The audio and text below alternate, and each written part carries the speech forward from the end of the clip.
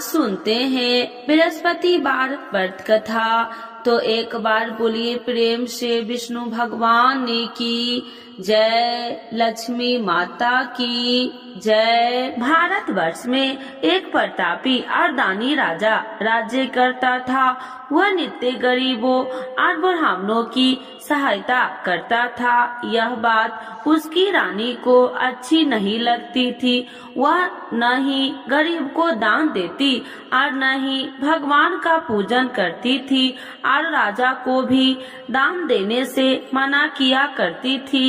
एक दिन राजा शिकार खेलने वन को गए हुए थे तो रानी महल में अकेली थी। उसी समय बृहस्पति देव साधु भेष में राजा की महल में भिक्षा के लिए गए और भिक्षा मांगी।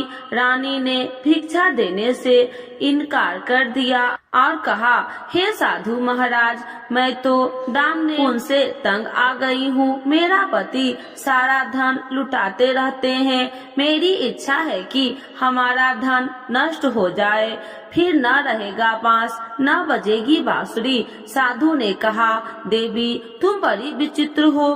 धन संतान तो सभी चाहते हैं, पुत्र और लक्ष्मी तो पापी के घर भी होने चाहिए। यदि तुम्हारे पास अधिक धन है तो भूखे को भोजन दो, प्यासों के लिए प्याऊ बनाओ, मुसाफिरों के लिए धर्मशाले खुलवाओ। जो निर्धन अपनी कुमारी कन्याओं का विवाह नहीं कर सकते हैं उनका विवाह करा दो। ऐसे और कई काम है जिनके करने से तुम्हारा यश लोक परलोक में फैलेगा। परंतु रानी पर उपदेश का कोई प्रभाव न पड़ा। वह बोली, महाराज आप मुझे कुछ न समझाए। मैं ऐसा धन नहीं चाहती हूँ जो हर जगह बांटती फिरूं। साधु ने उत्तर दिया, यदि तुम्हारी ऐसी इच्छा है तो तथास्तु। तुम ऐसा करना कि बृहस्पतिवार को घर लीपकर पीली मिट्टी से अपना सिर धोकर स्नान करना, भट्ठी चढ़ाकर कपड़े धोना। ऐसा करने से आपका सारा धन नष्ट हो जाएगा। इतना कहकर वह साधु महाराज वहाँ से आलोप हो गए। साधु के अनुसार कही बातों को पूरा करते हुए रानी को केवल 3 बृहस्पतिवार ही बीते थे कि उसकी समस्त धन संपत्ति नष्ट हो गई। भोजन के लिए राजा का परिवार तरसने लगा। तब एक दिन राजा ने रानी से बोला कि रानी तुम यहीं रहो, मैं दूसरे देश को जाता हूँ, क्योंकि यहाँ पर सभी लोग मुझे जानते हैं, इसीलिए मैं कोई छोटा कार्य नहीं कर सकता। ऐसा कहकर राजा परदेश चला गया। वहाँ वह जंगल से लकड़ी काट कर लाता और शहर में बेचता। इस तरह वह अपना जीवन व्यतीत करने लगा। इधर राजा के परदेश जाते ही रानी और दासी दुखी रहने लगी। एक बार जब रानी और दासी को 7 दिन तक बिना भोजन के रहना पड़ा तो रानी ने अपनी दासी से कहा, हे दासी, पास ही के नगर में मेरी बहन रहती है, वह बड़ी धनवान है, तू उसके पास जा और कुछ ले आ ताकि थोड़ी बहुत गुजर बसर हो जाए। दासी रानी की बहन के पास गई। उस दिन गुरुवार था और रानी की बहन उस समय बृहस्पतिवार व्रत की कथा सुन रही थी। दासी ने रानी की बहन को अपनी रानी का संदेश दिया, लेकिन रानी की बड़ी बहन ने कोई उत्तर नहीं दिया। जब दासी को रानी की बहन से कोई उत्तर नहीं मिला तो वह बहुत दुखी हुई और उसे क्रोध भी आया। दासी ने वापस आकर रानी को सारी बात बता दी। सुनकर रानी ने अपने भाग्य को कोसा। उधर रानी की बहन ने सोचा कि मेरी बहन की दासी आई थी, परंतु मैं उनसे नहीं बोली, इससे वह बहुत दुखी हुई होगी। कथा सुनकर और पूजन समाप्त करके वह अपनी बहन के घर आई और कहने लगी, हे बहन, मैं बृहस्पतिवार का व्रत कर रही थी। तुम्हारी दासी मेरे घर आई थी, परंतु जब तक कथा होती है तब तक न तो उठते हैं और न ही बोलते हैं, इसीलिए मैं नहीं बोली। कहो दासी क्यों गई थी? रानी बोली, बहन तुमसे क्या छुपाऊं, हमारे घर में खाने तक को अनाज नहीं है। ऐसा कहते कहते रानी की आंखें भर आई। उसने दासी समेत पिछले 7 दिनों से भूखे रहने तक की बात अपनी बहन को विस्तार पूर्वक सुना दी। रानी की बहन बोली, देखो बहन, भगवान बृहस्पति देव सबकी मनोकामनाओं को पूर्ण करते हैं। देखो, शायद तुम्हारे घर में अनाज रखा हो। पहले तो रानी को विश्वास नहीं हुआ, पर बहन के आग्रह करने पर उसने अपनी दासी को अंदर भेजा तो उसे सचमुच अनाज से भरा एक घड़ा मिल गया। यह देखकर दासी को बड़ी हैरानी हुई। दासी रानी से कहने लगे कि हे रानी, जब हमको भोजन नहीं मिलता तो हम व्रत ही तो करते थे, इसीलिए क्यों न इनसे व्रत और कथा की विधि पूछ ली जाए ताकि हम भी व्रत कर सके। तब रानी ने अपनी बहन से बृहस्पतिवार व्रत के बारे में पूछा। उसकी बहन ने बताया, बृहस्पतिवार के व्रत में चने की दाल और मुनक्के से विष्णु भगवान का केले की जड़ में पूजन करे तथा दीपक जलाए, व्रत कथा सुने और पीला भोजन ही करे। इससे बृहस्पति देव प्रसन्न होते हैं। व्रत और पूजन विधि बताकर रानी की बहन अपने घर को लौट गई। 7 दिन के बाद जब गुरुवार आया तो रानी और दासी ने व्रत रखा। घुड़साल में जाकर चना और गुड़ लेकर आई। फिर उसने केले की जड़ तथा विष्णु भगवान का पूजन किया। अब पीला भोजन कहाँ से लाए, इस बात को लेकर दोनों बहुत दुखी थी, चूँकि उन्होंने व्रत रखा था। इसीलिए बृहस्पति देव उनसे प्रसन्न थे। इसीलिए वे एक साधारण व्यक्ति का रूप धारण कर दोनों थालों में सुंदर पीला भोजन दासी को दे गए। भोजन पाकर दासी प्रसन्न हुई और फिर रानी के साथ मिलकर भोजन ग्रहण किया। के बाद वे सभी गुरुवार को व्रत और पूजन करने लगी। बृहस्पति भगवान की कृपा से उनके पास फिर से धन संपत्ति आ गई, परंतु रानी फिर से पहले की तरह आलस करने लगी। तब दासी बोली, देखो रानी, तुम पहले भी इसी प्रकार आलस करती थी। तुम्हें धन रखने में कष्ट होता था, इस कारण सभी धन नष्ट हो गए और अब भगवान बृहस्पति देव की कृपा से धन मिला है तो तुम्हें फिर से आलस होता है। रानी को समझाते हुए दासी कहती है कि बड़ी मुसीबतों के बाद हमने यह धन पाया है, इसीलिए हमें दान पुण्य करना चाहिए, भूखे मनुष्य को भोजन करवाना चाहिए और धन को शुभ कार्यों में खर्च करना चाहिए, जिससे तुम्हारे कुल का यश बढ़ेगा, स्वर्ग की प्राप्ति होगी, पितृ प्रसन्न होंगे। दासी की बात मानकर रानी अपनी धन शुभ कार्यों में खर्च करने लगी, जिससे पूरे नगर में उसका यश फैलने लगा। एक दिन राजा दुखी होकर जंगल में एक पेड़ के नीचे आसन जमा कर बैठ गया। वह अपनी दशा को याद करके व्याकुल होने लगा। बृहस्पतिवार का दिन था। एकाएक उसने देखा कि निर्जल वन में एक साधु प्रकट हुए। वह साधु भेष में स्वयं बृहस्पति देवता थे। लकड़हारे के सामने आकर बोले, हे लकड़हारे, इस सुनसान जंगल में तू चिंता मग्न क्यों बैठा है? लकड़हारे ने दोनों हाथ जोड़कर प्रणाम किया और उत्तर दिया, महात्मा जी, आप सब कुछ जानते हैं, मैं क्या कहूँ। यह कहकर रोने लगा और साधु को अपनी आत्मिक कथा सुनाई। महात्मा जी ने कहा, तुम्हारी स्त्री ने बृहस्पतिवार के दिन बृहस्पति भगवान का निरादर किया है, जिसके कारण रुष्ट होकर उन्होंने तुम्हारी यह दशा कर दी है। अब तू चिंता को दूर करके मेरे कहने पर चलो तो तुम्हारे सब कष्ट दूर हो जाएंगे और भगवान पहले से भी अधिक संपत्ति देंगे। तुम बृहस्पतिवार के दिन कथा किया करो।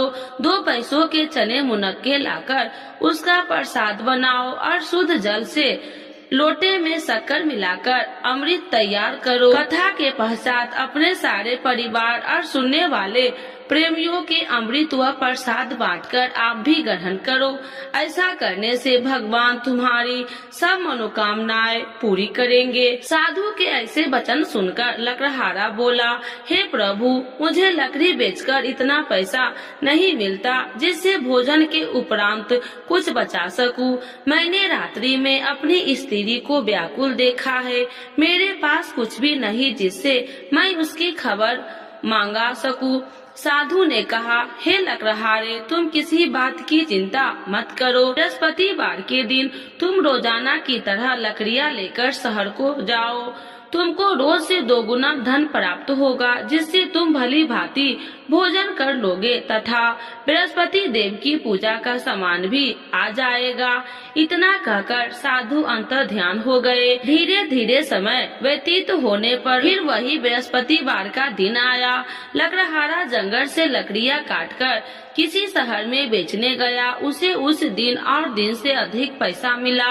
राजा ने चना गुड़ आदि लाकर गुरुवार का व्रत किया। उस दिन से उसके सभी कलेश दूर हुए, परंतु जब दोबारा गुरुवार का दिन आया तो बृहस्पतिवार का व्रत करना भूल गया।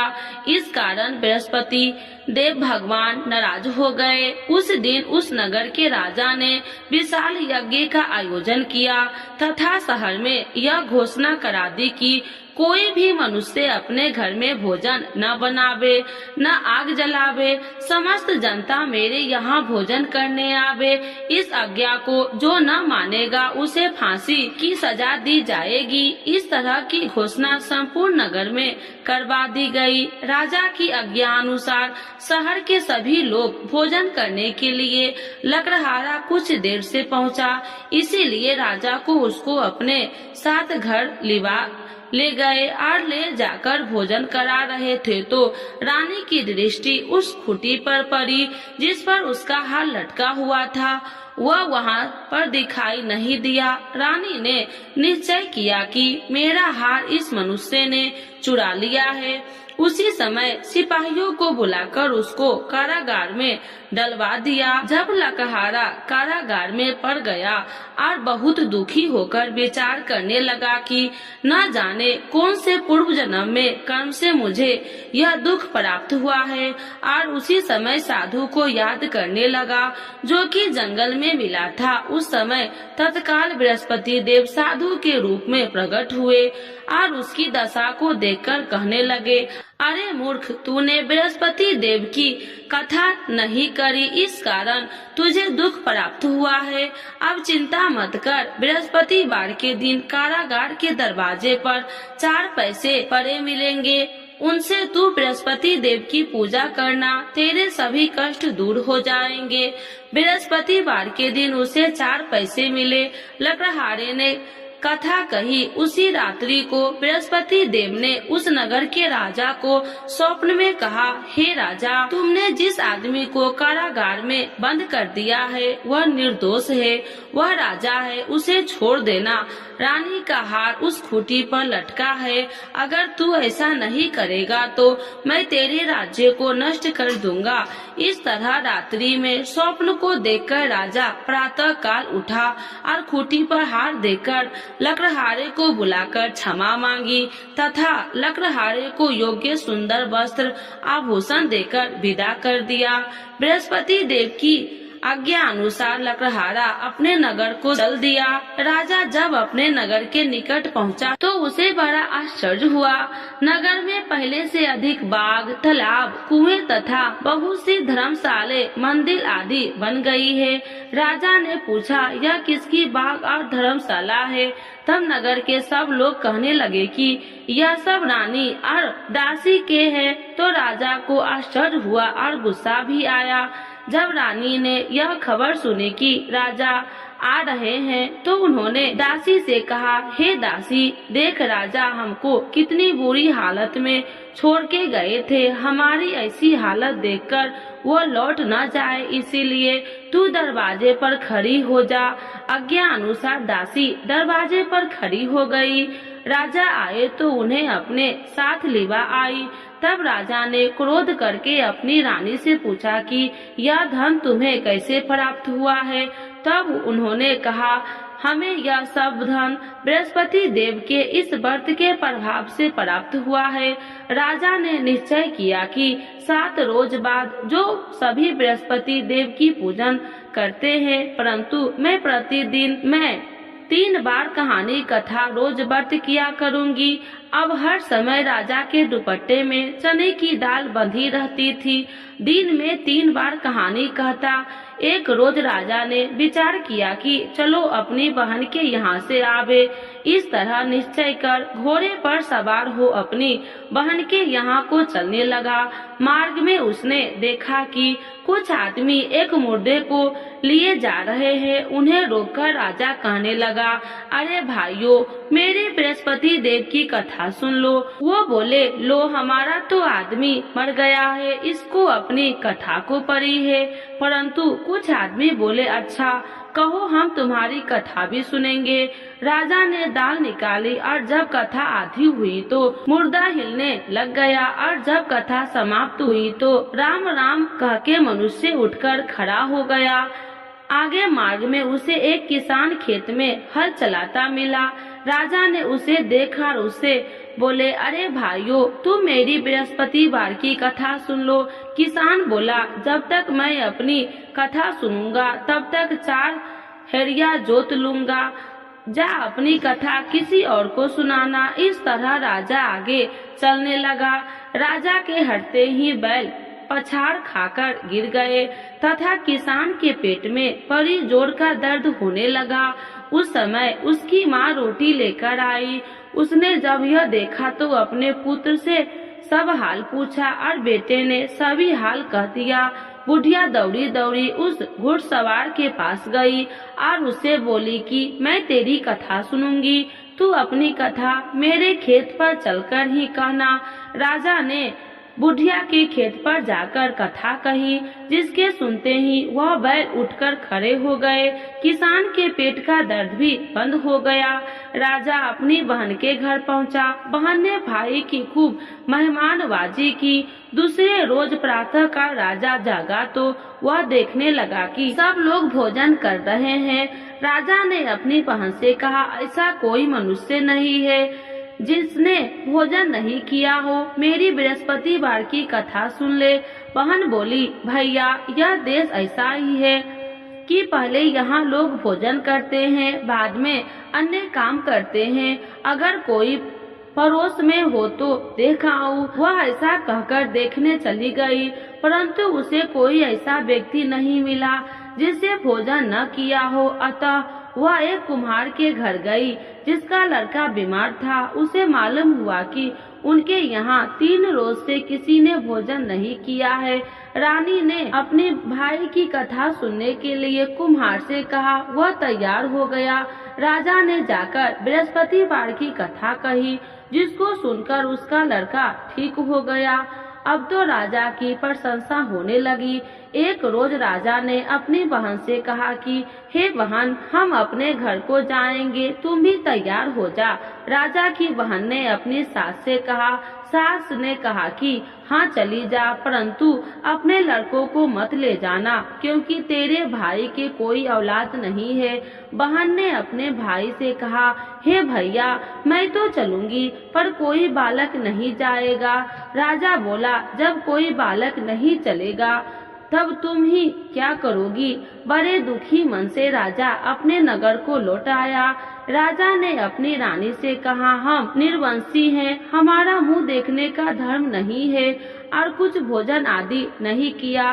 रानी बोली, हे प्रभु, बृहस्पति देव ने हमें सब कुछ दिया है, वह हमें औलाद अवश्य देंगे। उसी रात को बृहस्पति देव ने राजा से स्वप्न में कहा कि हे राजा, उठ, सभी सोच त्याग दे, तेरी रानी गर्भ से है। राजा की यह बात सुनकर बड़ी खुशी हुई। 9वें महीने में उसके गर्भ से एक सुंदर पुत्र पैदा हुआ। तब राजा बोली, हे रानी, स्त्री बिना भोजन के रह सकती है, पर बिना कहे नहीं रह सकती। जब मेरी बहन आवे तो तुम उससे कुछ कहना मत। रानी ने सुनकर हाँ कर दी। जब रानी की बहन ने यह शुभ समाचार सुना तो बहुत खुश हुई तथा बधाई लेकर अपने भाई की यहाँ आई। तभी रानी ने कहा, घोड़ा चढ़कर तो नहीं आई, गधा चढ़कर आई। राजा की बहन बोली, भाभी मैं तो इस प्रकार न कहती तो तुम्हें औलाद कैसे मिलती। बृहस्पति देव ऐसे ही है, जैसे जिसके मन में कामनाएं हैं सभी को पूर्ण करते हैं। जो श्रद्धा पूर्वक बृहस्पति वार का व्रत करता है एवं कथा पढ़ता है अथवा सुनता है, दूसरों को सुनाता है, बृहस्पति देव उसकी सभी मनोकामनाओं को पूर्ण करते हैं।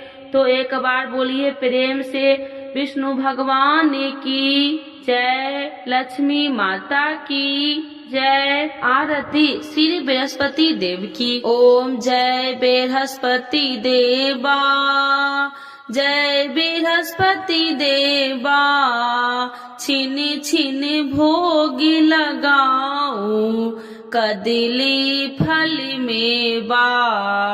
ओम जय बृहस्पति देवा, तुम पूरन परमात्मा, तुम अंतर्यामी, स्वामी तुम अंतर्यामी, जगत पिता जगदीश्वर, जगत पिता जगदीश्वर, तुम सबके स्वामी।